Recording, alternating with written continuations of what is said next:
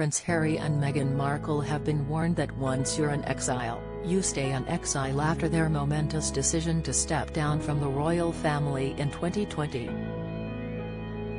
The Duke and Duchess of Sussex are currently in Germany to support the latest installment of Prince Harry's influential Invictus Games, a series of sporting events that are competed in by wounded, injured and sick servicemen and women, both serving and veterans.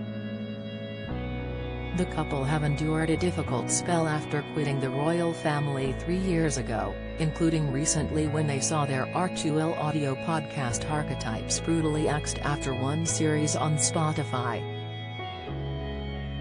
Their much-hyped Netflix docuseries, Harry and Meghan, also failed to garner the Emmy success it had craved, losing out on even a nomination when the award listings were announced. Meghan and Harry have a lot more independence now honeymoon period is over. Latest, it has led some insiders to speculate that a return to the front line of the royal family could be on the cards for the couple, but there's no clear route back.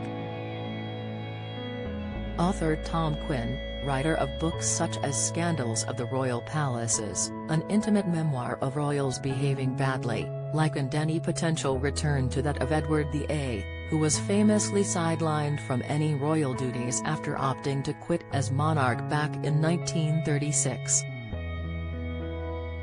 Since Harry's self-imposed exile to the US, he and Edward's fate have continually been compared, with both marrying divorced American socialites and being removed from public life.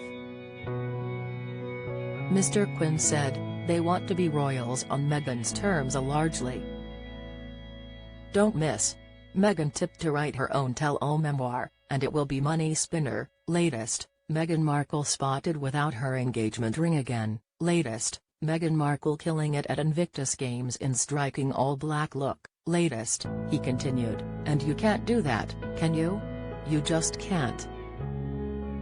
Even Edward VIII, who had been king, couldn't do it.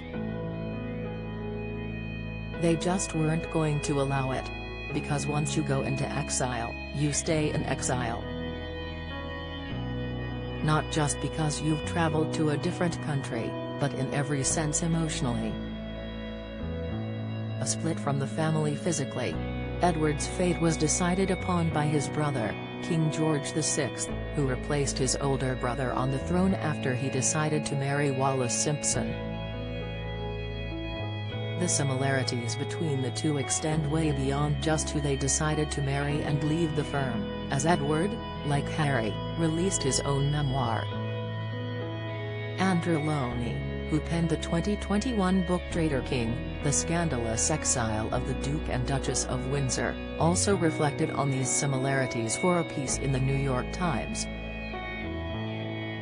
He wrote, in 1936, he withdrew from royal duties to live abroad, but he never quite reconciled himself to his loss of status, and the ensuing years were to be marked by a series of disputes with his family.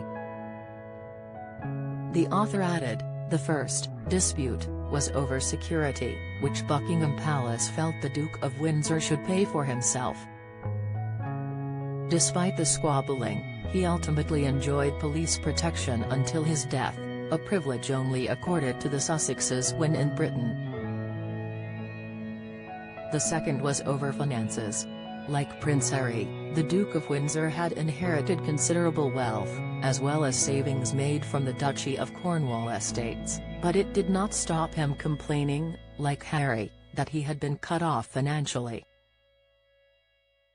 Both issues contributed to a breakdown of trust and lingering tensions and suspicions, with both the Duke and Harry complaining of poor parenting, fallouts between siblings and sisters-in-law. King George VI's wife Elizabeth could only refer to Wallis as that woman, and accusations that the rogue royal was trying to upstage the dutiful one.